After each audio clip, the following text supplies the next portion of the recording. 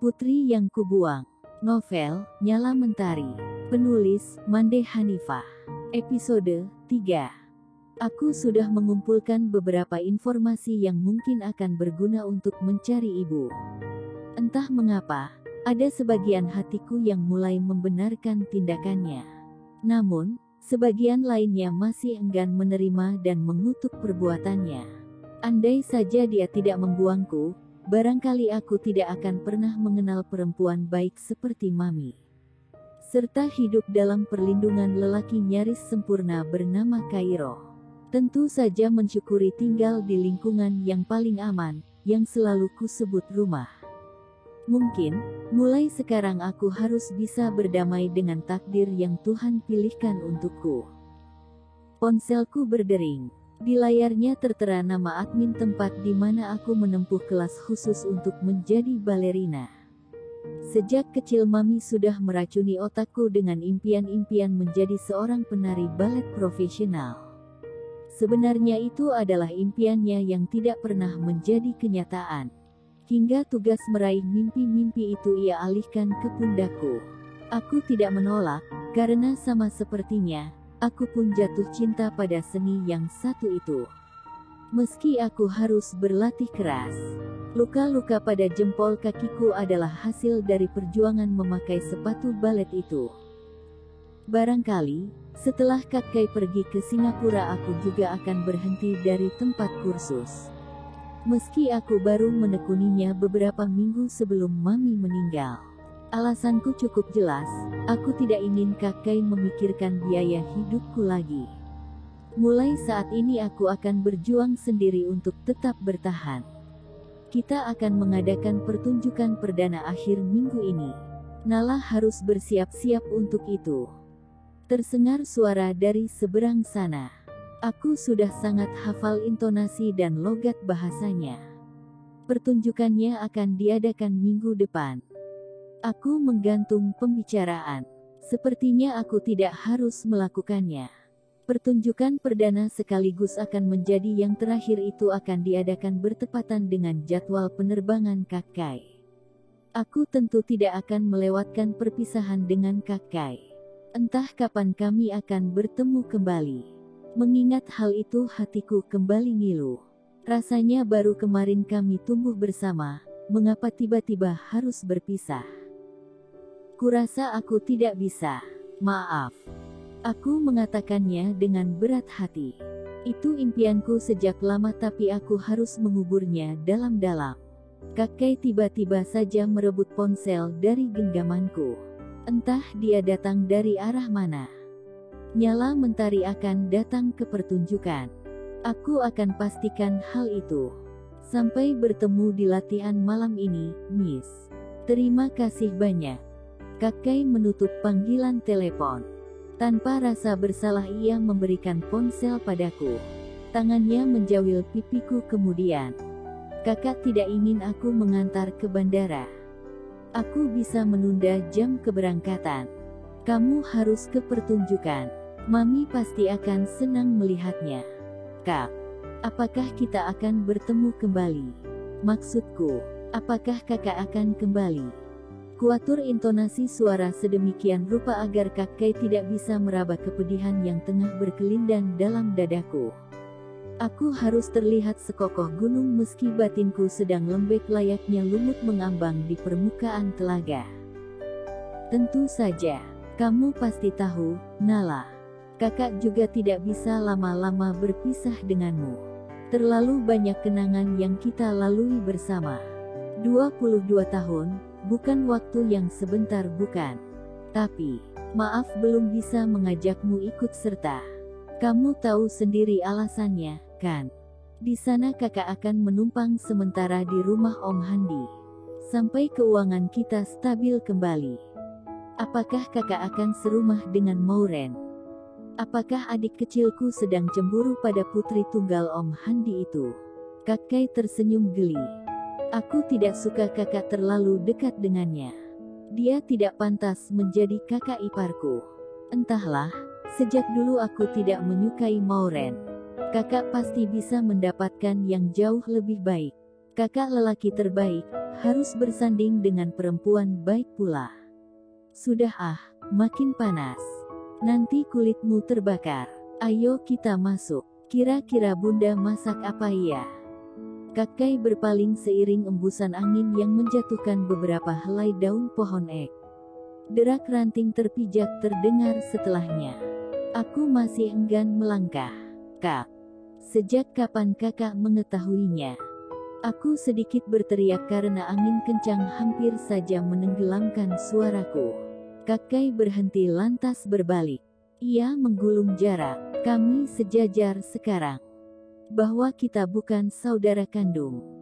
Ia menunduk mengambil satu ranting kecil di kakinya. Lalu melemparkan benda itu ke telaga kecil yang hanya berjarak 5 meter saja dari tempat kami berdiri. Telaga yang dikelilingi beratus-ratus rumpun bunga kecubung itu adalah tempat favorit kami sekeluarga. Entah besok aku masih bisa kembali untuk melihat pohon-pohon ek berjajar rapi serupa pagar itu. Atau aku akan membiarkannya mengendap dalam kepalaku selamanya. Lalu suatu hari nanti semua ini hanya akan menjadi dongeng pengantar tidur untuk anak-anakku. Ya, sama seperti saat kau mengetahuinya.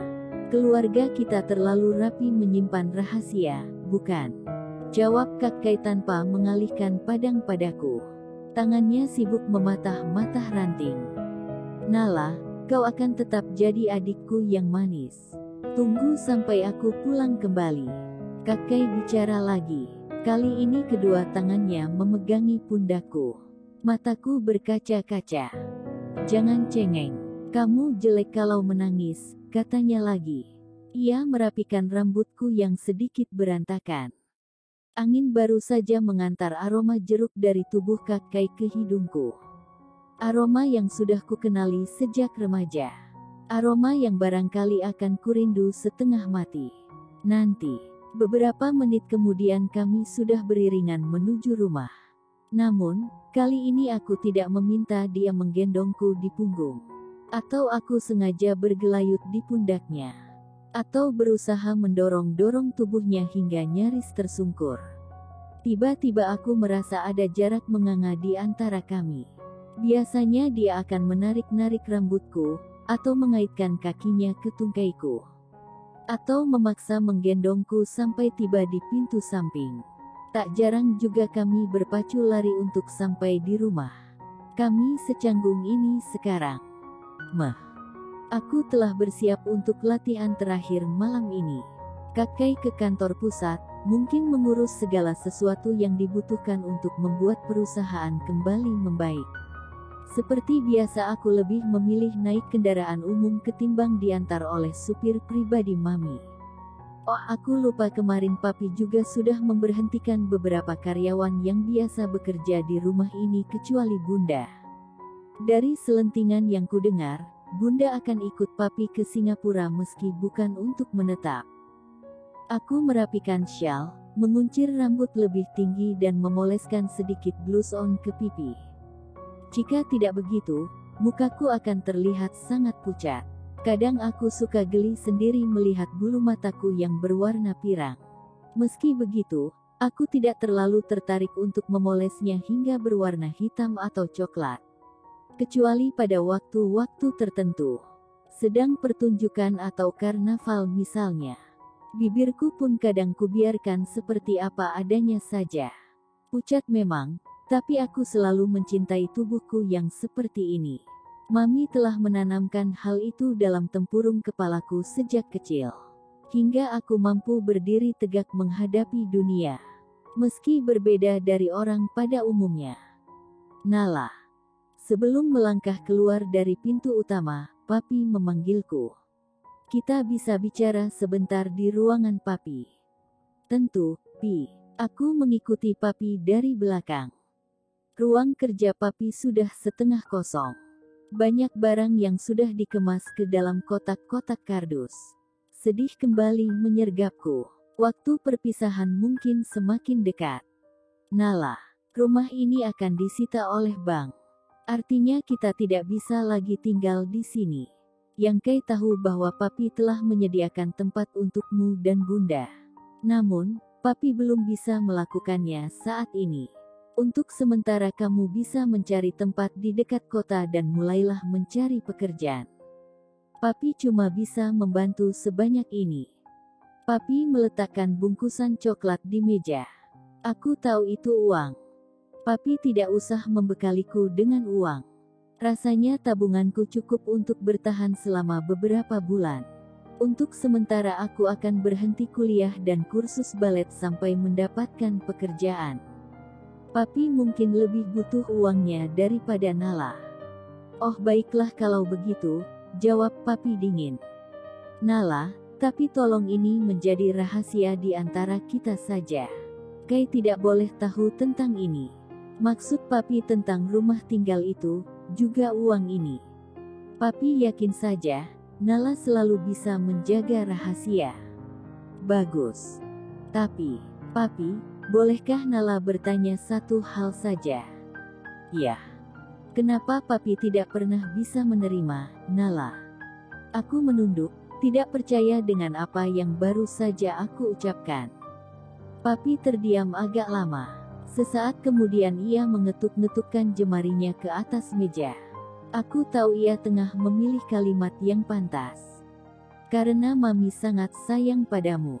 Dan pada akhirnya dia pun meninggal karenamu, karena menyelamatkanmu. Harusnya wanita yang sangat kucintai itu masih ada sekarang. Selama berpuluh tahun, kau sudah mendapatkan tempat paling layak. Sekarang saatnya kau membalas budi. Pergilah sejauh mungkin hingga kau tidak perlu menjadi beban bagi Kay. Perjuangan Kay saat ini sangatlah berat. Papi kemudian melangkah pergi, menyudahi pembicaraan yang hanya sebentar. Aku bagai terpasak ke bumi. Apakah yang dikatakan Papi adalah sebuah kebenaran ataukah alasan untuk menutup sebab yang sebenarnya? Walau tidak kupungkiri Mami memang meninggal karena menyelamatkanku. Harusnya tubuhku yang diseret mobil itu. Harusnya aku yang bersimbah darah. Harusnya aku yang mati.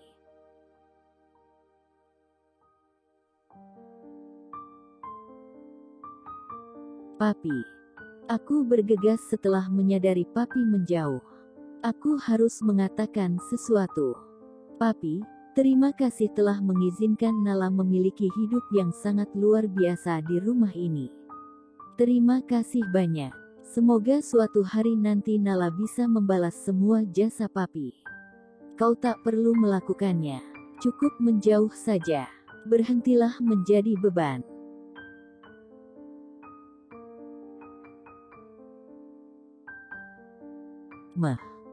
Berhentilah menjadi beban. Kalimat itu terus berdenging di telingaku. Aku tidak bisa menyingkirkannya meski Bas hampir saja berhenti di tempat yang kutuju.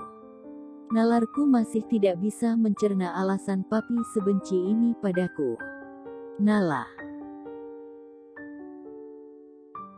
Louis berteriak sambil mengacungkan gulungan kertas padaku. Semalam, aku memintanya membantu mencarikan segala sesuatu yang kubutuhkan untuk sampai di titian jerami. Baik itu berupa informasi penting, rute, peta, kendaraan yang harus kunaiki, dan banyak lagi informasi yang kubutuhkan untuk mencari ibu. Telah kuniatkan, ketika Kakak berangkat ke Singapura maka aku juga akan berpetualang ke titian jerami. Meski aku akan kehabisan semua uangku setelahnya. Namun, aku yakin Tuhan pasti memberiku kemudahan-kemudahan. Aku sudah mengumpulkan semuanya dalam file ini, Nala. Nanti kita pelajari dulu dan menyimpan semua informasi yang penting agar kau tidak tersesat atau mengalami kesulitan. Yah, terima kasih banyak, Louis. Kau yakin tidak mau kutemani? Lelaki baik itu memberikan penawaran. Tidak, aku saja. Aku tahu kamu harus bersiap-siap untuk menghadapi ujian semester. Tapi, Nala, aku bisa loh mengantarmu sampai di sana. Nanti aku pulang, besoknya kau kujemput kembali. Tidak apa, kamu cukup doakan agar ibuku masih hidup dan aku bisa bertemu dengannya. Setidaknya untuk mengetahui kenapa ia tega membuangku. Baiklah kalau kamu inginnya begitu. Nanti tetap terhubung melalui sambungan telepon, oke? Tentu saja, Louis. Terima kasih atas semua bantuanmu selama ini. Aku berutang budi. Itulah gunanya teman, Nala. Aku menggenggam file dari Louis erat-erat. Ibu, sebentar lagi aku akan menujumu. Semoga kau masih bertahan hingga aku tidak perlu bersua dengan gundukan tanah tempat di mana tubuhmu dibaringkan. Tunggulah aku, Ibu. Bersambung.